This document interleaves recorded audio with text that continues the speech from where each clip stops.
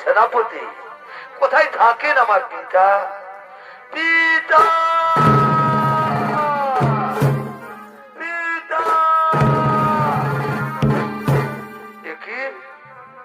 পিতা একা একা গঙ্গা তীরে রয়েছে বসিয়া, কিভাবে তুমি বিষণ্ণ বদন?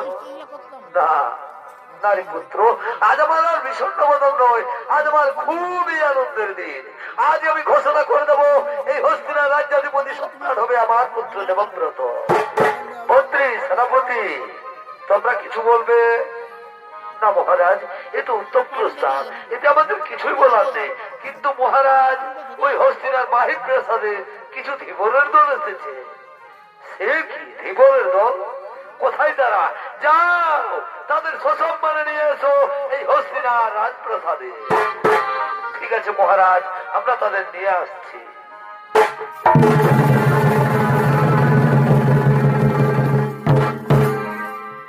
এই ভাদর মাসে গাদর দোলহাই। আচ্ছা আচ্ছা, আর এ বাবুর ভাই আইলো জামাই। ভালোই তো ভালোই তো। ভাদর মাসে গাদর দোলহাই। আর এ বাবুর ভাই আইলো জামাই।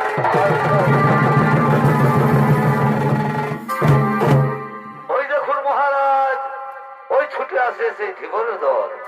ঠিক আছে আসো, ওদের আসতে দাও, তোমরাও এসো।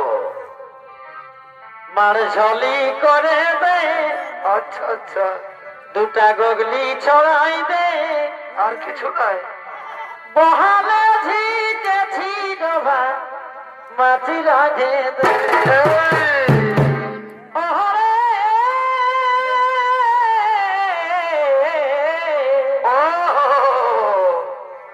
ঝলি করে দে, দুটা গগলি ছড়াই দে।